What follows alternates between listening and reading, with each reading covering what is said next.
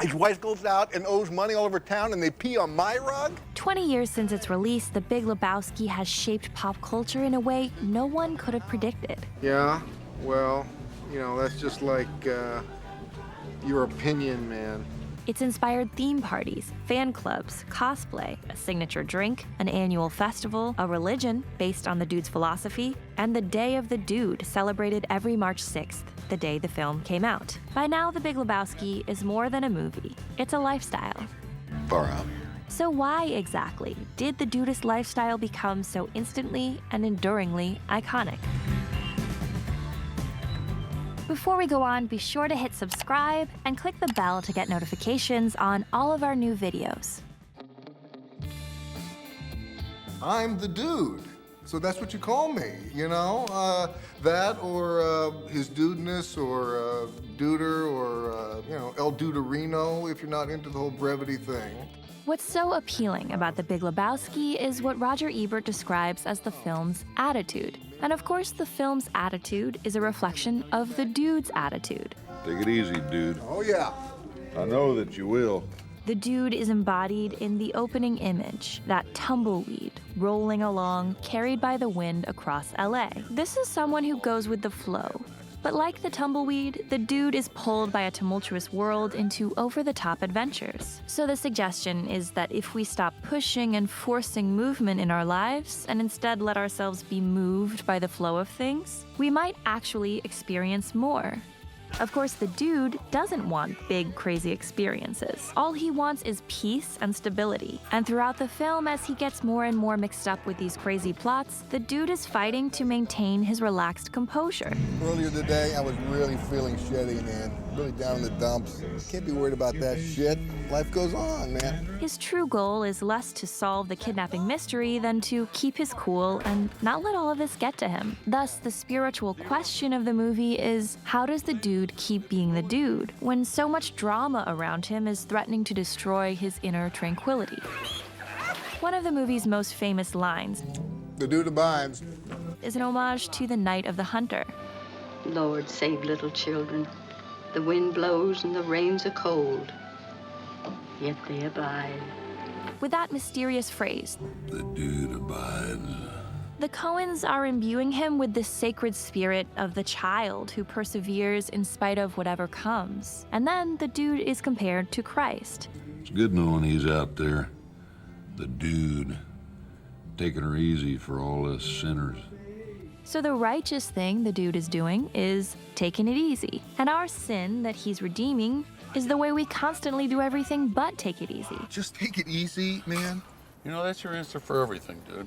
Taking it easy in a world that's constantly trying to ruffle you is a significant and paradoxically difficult thing to do. The dude represents a passive life, disengaged from chaos. He's not married with a family and doesn't seem to seek a partner. Do you see a wedding ring on my finger? Does this place look like I'm fucking married? He doesn't work or seek a job. My papers, business papers.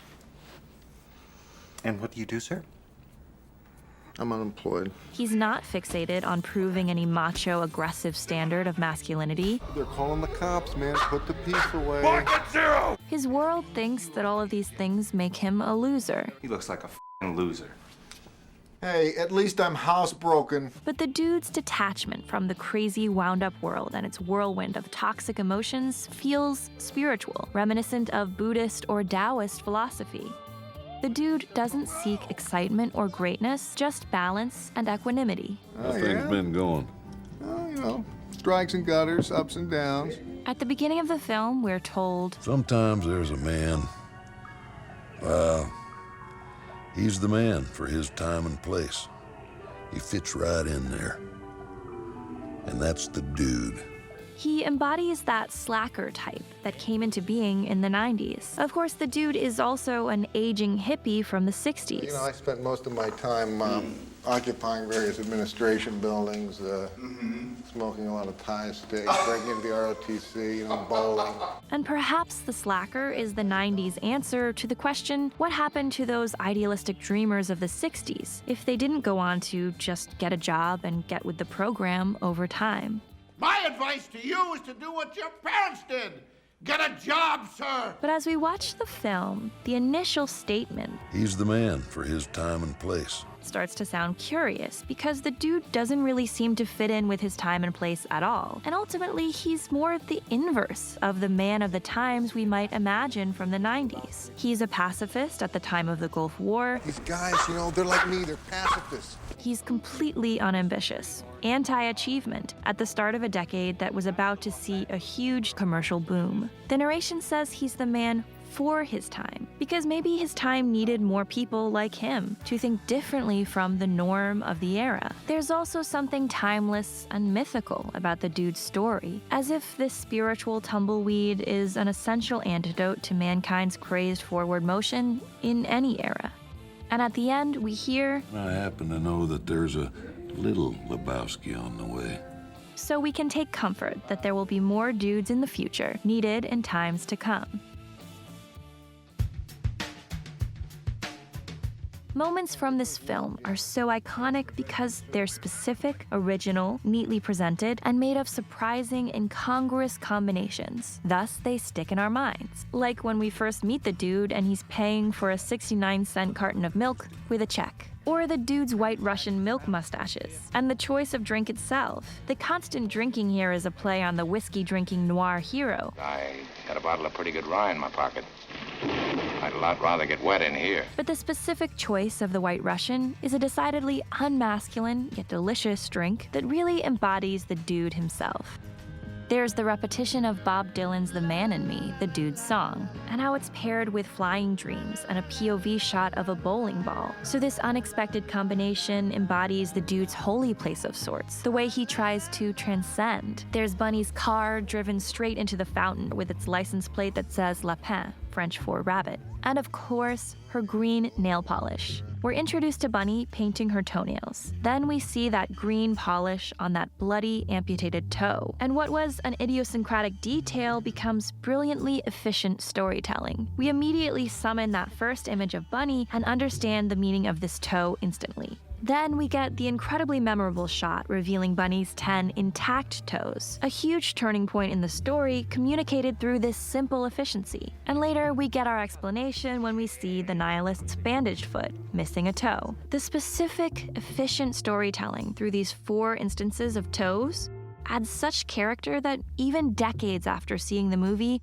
we still remember that green nail polish. And that bloody toe with its perfect green polish embodies how the film understands that incongruous combinations are memorable. The characters, likewise, are contradictory mixes of qualities we don't generally associate with each other. An angry Vietnam veteran who's very vocal about his conversion to Judaism. I don't roll on Shabbos. A moody femme fatale who's also a feminist artist, partially based on Yoko Ono and artist Carolee Schneemann. My art has been commended as being strongly vaginal, which bothers some men. The word itself makes some men uncomfortable. Vagina. Even the dude is incongruous. He seems like the most relaxed guy ever, Quite possibly the laziest in Los Angeles County. but he gets bent out of shape when his life is disrupted in a relatively insignificant way.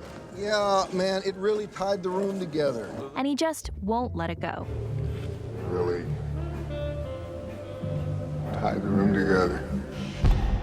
The dude's caring too much about small things gets him into this whole mess. I could be sitting here with just pee stains on my rug. Yeah, But no, man, I gotta, you know. Germans.